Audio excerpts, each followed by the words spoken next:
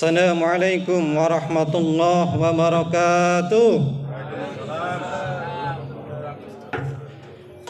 Innal hamdalillah nahmaduhu wa nasta'inuhu wa nastaghfiruh wa na'udzu billahi min sururi anfusina wa min sayyiati a'malina may yahdihillahu fala mudilla lahu wa may yudlil fala hadiyalah.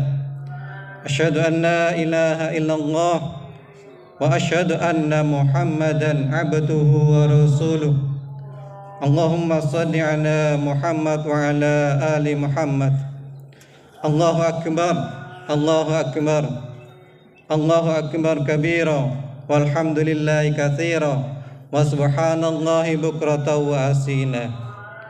Allahu akbar, Allahu akbar. Hadirin jamaah salat Idul Adha yang dimuliakan oleh Allah.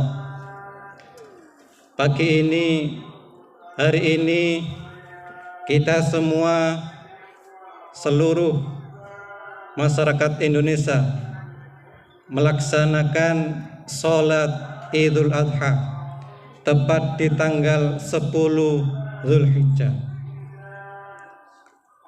Mungkin sebentar lagi kita akan menyembelih kurban. Kalau di sini dengar katanya besok ya.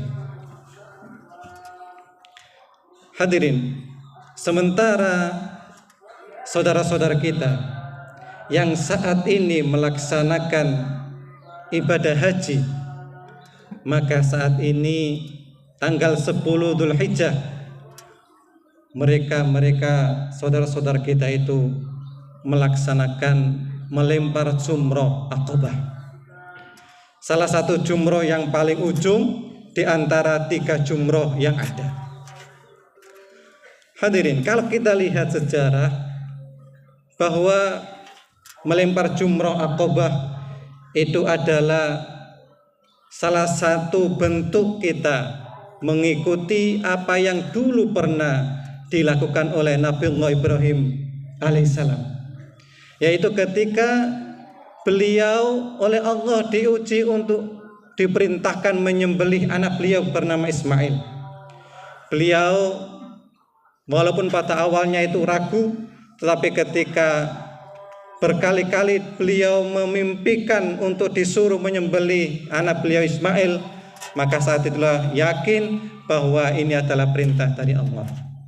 Maka saat itulah karena yakinnya itu, walaupun berat rasanya, walaupun sangat sedih, walaupun sangat kelihatannya tidak masuk akal, anak yang lama ditunggu, anak yang lama dinanti-nanti, puluhan tahun menunggu anak itu, sedang lucu-lucunya, tetapi diuji oleh Allah untuk menyembelih beliau, anaknya.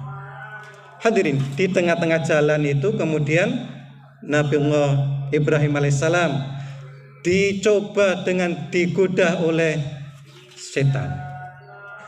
Maka saat itulah karena di dalam diri Nabi Ibrahim sudah yakin kuat bahwa ini adalah perintah Allah, apapun resikonya harus dilaksanakan, maka meskipun digoda oleh setan, beliau tetap berkukuh untuk melaksanakan perintah itu, hingga beliau kemudian melempar setan itu hingga 7 kali. Jadi hadirin, melempar jumroh itu pada hakikatnya adalah perlawanan kita terhadap godaan setan. Kita hadirin yang namanya manusia ini pasti selalu dan selalu akan digoda setan. Ma minkum min ahadin, setiap kita itu pasti akan diciptakan oleh Allah dengan 1-2 qarinah kita, yaitu jin, setan, dan malaikat. Nah, setan inilah hadirin yang selalu menggoda kita. Karena ketika setan disuruh, atau iblis, mbahnya setan itu, mbahnya jin itu disuruh sujud kepada Nabi Adam, tidak mau, kemudian diusir oleh Allah dari surga, maka saat itulah setan, jin, iblis kemudian memproklamirkan diri untuk memusuhi kita umat manusia ini hingga akhir dunia ini. Nah hadirin, mereka para setan itu memohon kepada Allah diberi kesempatan untuk mengganggu kita. Lalu Allah memberi kesempatan itu. Lalu jin mengatakan, "Tsumma la'atiyannahum min baina aydihim wa min khalfihim wa an syama'ilihim wa an aymanihim wa an syama'ilihim." Ya Allah, mereka manusia-manusia itu akan saya ganggu dia dari depan, dari belakang, dari samping kanan, dari samping kiri. Jadi kita ini setiap hari, setiap saat selalu digoda setan dari berbagai macam sisi dan sudut. Hadirin, ketika menafsirkan ayat ini, Syekh Muhammad Abu Bakar Al-Qahtani menafsirkan apa sih yang disebut dengan godaan depan, godaan belakang, godaan samping kanan, godaan samping kiri. Beliau menafsirkan begini, bahwa yang dimaksud dengan godaan depan itu adalah kita dibisiki agar kita ini kufur pada Allah. Bagi mereka yang kafir dicegah oleh setan jangan sampai masuk Islam. Sementara bagi kita yang sudah Islam akan dibisikkan kepada kita Islam itu meragukan, sehingga keimanan kita menjadi tipis. Kita lihat sejarah bagaimana paman beliau Nabi kita Rasulullah Muhammad SAW, paman beliau Abu Thalib, yang setiap hari, setiap saat membela perjuangan beliau, yang selalu mendampingi beliau. Toh sampai akhir hayatnya paman beliau tidak masuk Islam karena bisikan setan, jangan masuk Islam. Engkau piye, umatmu piye, masyarakatmu gengsi, ojo lebu Islam. Hingga akhirnya kafir. Abu Jahal itu tahu bahwa Nabi Muhammad itu benar. Abu Jahal itu tahu bahwa apa yang disampaikan Nabi kita itu semuanya tidak ada yang salah. Abu Jahal tahu bahwa Al-Quran yang dibaca oleh Nabi Muhammad itu tidak bikinan Nabi Muhammad. Tahu itu. Tetapi karena gengsinya, kesuguhannya, dibisiki setan. Loh, nenek kowe elok Muhammad, hal jahal, lepoto karo kowe iku gak duwe isin. Sukumu iku luwih dhiwik, luwih dhuwur timbang Muhammad. Ojo lebu Islam. Dibisiki hadirin. Itu yang di luar Islam. Kalau kita dibisiki, jangan sampai kemudian punya iman yang kuat, sehingga tipis. Dibisiki dalam pikiran-pikiran kita, oh diciptakan, semua agama itu benar. Agama itu seperti jalan, ada yang dari kanan, dari kiri, dari selatan, dari timur, tapi Tuhannya satu, yaitu Tuhan. Diciptakan begitu. Sekularisme, oh masalah agama, oke, harus dipisahkan. Iki agama, oh iku politik, ojo agama, ojo kono politik. Nah, itu hadirin, kita dibisiki jangan sampai punya keimanan yang kuat. Liberalisme, sekularisme, gitu, pola hidup hedonisme, sehingga tipis keimanan kita itu. Oh yang penting itu uang, materi, itu yang penting. Agama itu apa? Ukuran dunia, akhirat belum tentu ono. Yang penting duit. Masih ta nek jasane iku gagah ngono iku. Dimuliakan. Dibisiki begitu hadirin. Pendek kata dari depan itu kita dibisiki jangan sampai kita punya keimanan yang kuat. Dari belakang kata Al-Qahtani, Syekh Al-Qahtani, kita dibisiki jangan sampai kita ini menjaga diri dari kemaksiatan. Selalu diciptakan dalam pikiran kita bahwa maksiat itu biasa. Bohong tok kok nggak popo. Hanya omongan biasa. Maksiat itu nggak apa-apa, maksiat. manusia itu juga salahnya biasa, manusiawi salah itu. Ini gak salah berarti kan yo malaikat. Dibisiki kita hadirin. Nah, berkaitan dengan maksiat ini Ibnu Qayyim Al-Jauzi menyampaikan kepada kita bahwa ada 3 dedengkotnya maksiat, mbahnya maksiat. Inna ummahatil khotoya salatun, kata Ibnu Qayyim. Mbahnya maksiat itu 3. Yang pertama sombong, yang kedua hasad, yang ketiga adalah tamak. Kalau orang sudah punya 3 ini, maka hampir semua kemaksiatan dia akan lakukan. Sombong. Kalau orang sudah sombong, maka yang terjadi adalah dia akan ghamtun nas batarul haqqi wa ghamtun nas, kata Rasulullah. Orang yang sombong itu akan menutup diri dari kebenaran dan akan merendahkan orang lain. Itu sombong.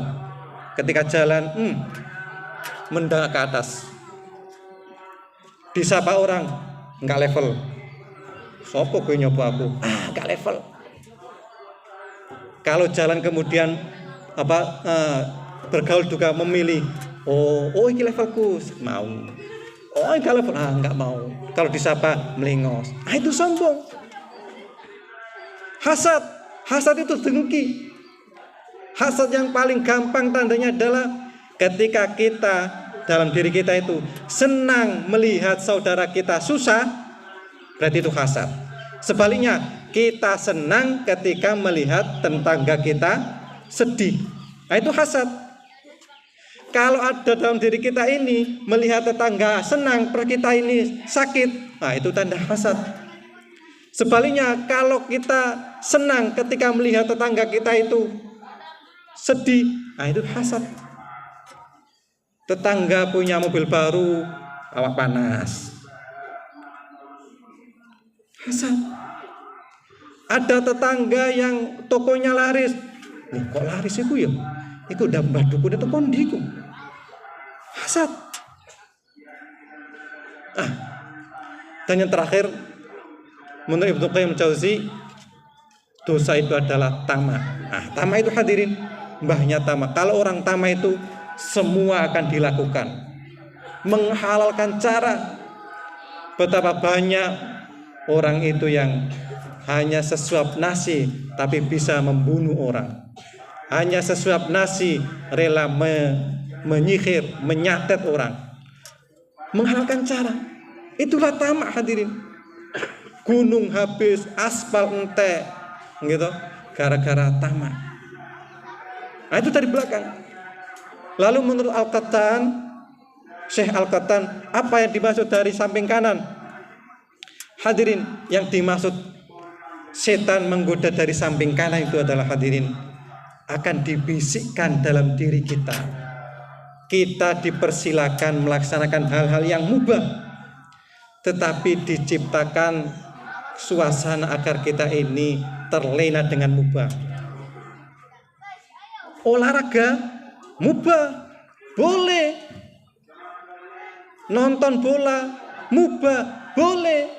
Tetapi kemudian setan membisikkan, asik yo, terus no. Sholat dilungkas, nanggung.